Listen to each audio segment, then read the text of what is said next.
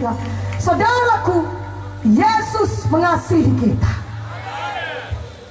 Firman Tuhan berkata dalam Roma 8, kalau anaknya yang tunggal pun diserahkannya kepada kita untuk mati menebus dosa kita, sehingga kita bisa masuk ke sorga, masakan ada yang ditahankan Tuhan lagi bagi kita? Tuhan mau hidup saudara berkelimpahan. Untuk itulah Yesus datang, saudaraku. Untuk itulah Dia mati bagi kita. Firman-Nya berkata, oleh bilur Yesus saudara sudah sembuh. Maka pada malam hari ini, dimanapun saudara berada, percaya firman Tuhan ini, maka saudara akan menerima kesembuhan saudara. Katakan amin. Setan itu jahat. Setan itu datang mencuri, membunuh, dan membinasakan. Yohanes 10:10 mengatakannya. Itulah pekerjaan setan, membuat saudara sakit. Dia curi damai saudara sehingga saudara stres. Dia curi uang saudara sehingga saudara miskin. Dan dia mau membunuh saudara, mau membinasakan saudara. Tapi puji Tuhan, malam ini saudara sudah mengaku Yesus sebagai juru selamat saudara. Maka setan tidak punya hak lagi bagi saudara dalam hidup saudara. Katakan amin. Dan Tuhan sudah memberikan kuasa kepada kita menjadi anak-anaknya, menjadi anak Bapa di sorga. Wah, luar biasa. Kita sudah menjadi anak Bapa di sorga. Tentulah kita sangat diberkati. Katakan amin. Haleluya. Dan kita memiliki kuasa di dalam nama Yesus, karena kita sudah menjadi anak Bapa di sorga. Karena itu mulai hari ini, pakai kuasa dalam nama Yesus. Usir setan dalam nama Yesus. Sebelum pun dia datang kepada saudara, usir terlebih dahulu dalam nama Yesus. Katakan amin. Dalam nama Yesus, roh kematian, roh pembunuh tidak bisa menjamah saya. Dalam nama Yesus, roh kecelakaan tidak bisa menjamah saya. Dalam nama Yesus. Maka saudara akan lihat Tuhan akan melindungi saudara. Saudara akan lihat setan akan lari, karena dia tidak bisa melawan nama Yesus. Amin.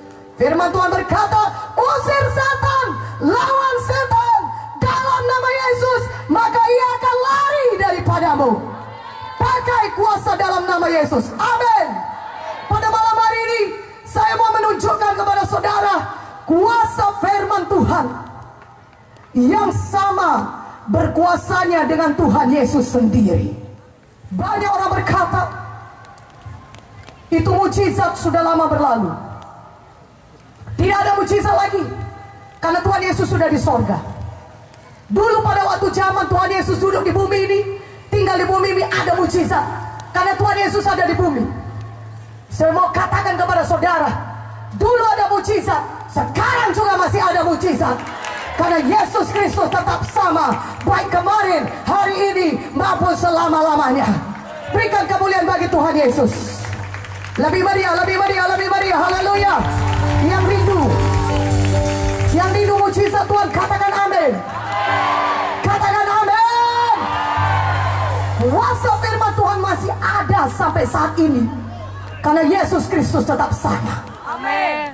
Kalau dulu dia berjalan-jalan dengan tubuhnya di dunia ini, di bumi ini, selama 33,5 tahun, lebih lagi pada saat ini firman Tuhan bisa bekerja dan menyembuhkan saudara, atau mengadakan mujizat dalam hidup saudara. Katakan amin.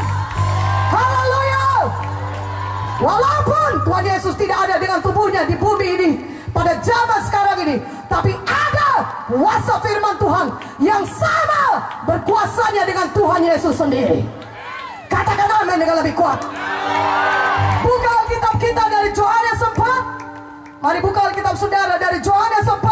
Saya baca kepada saudara mengenai kuasa firman Tuhan. Yohanes 4 ayat 46.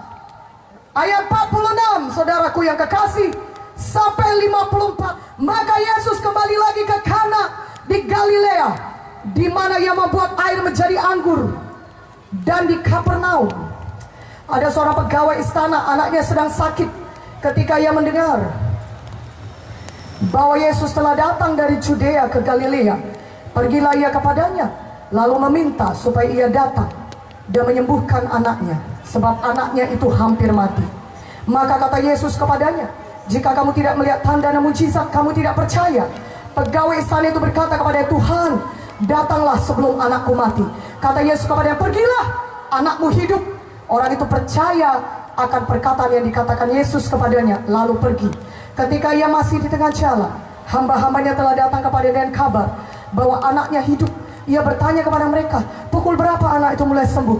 Jawab mereka, kemarin siang pukul 1, demamnya hilang. Maka teringatlah ayah itu bahwa pada saat itulah Yesus berkata kepadanya, anakmu hidup. Lalu ia pun percaya, ia dan seluruh keluarganya. Dan itulah tanda kedua yang dibuat Yesus ketika ia pulang dari Judea ke Galilea. Saudaraku yang kekasih, Yesus kembali ke Kana. Dan di sana pegawai istana dari Kapernaum, saudara, dari daerah Kapernaum mendengar Yesus sudah ada di Kana.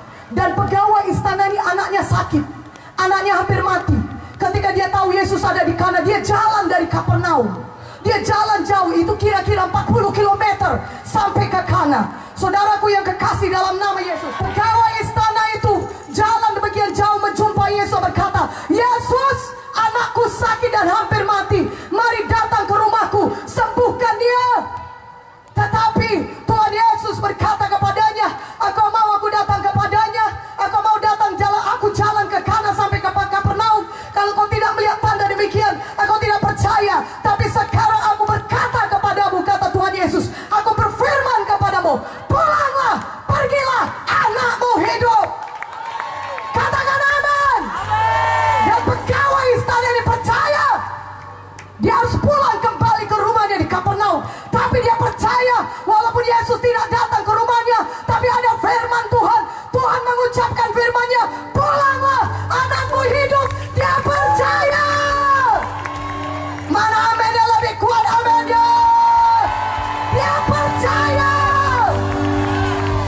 Maka apa yang terjadi ketika dia berjalan pulang kembali Kapernaum? Itu agak jauh. Dia pasti mungkin jalan kaki. Zaman dulu tidak ada mobil yang cepat, 40 km. Dia pulang, ketika dia hampir sampai ke rumahnya, hamba-hambanya dari rumahnya datang kepadanya, Bapak, anakmu sudah sembuh. Dia bertanya, kapan anakku itu sembuh? Kira-kira jam 1 siang, demamnya hilang. Dan dia ingat ketika itulah Yesus menyampaikan firman-Nya, berkata, pergilah, anakmu hidup. Mana aminnya? Yang mengerti katakan amin.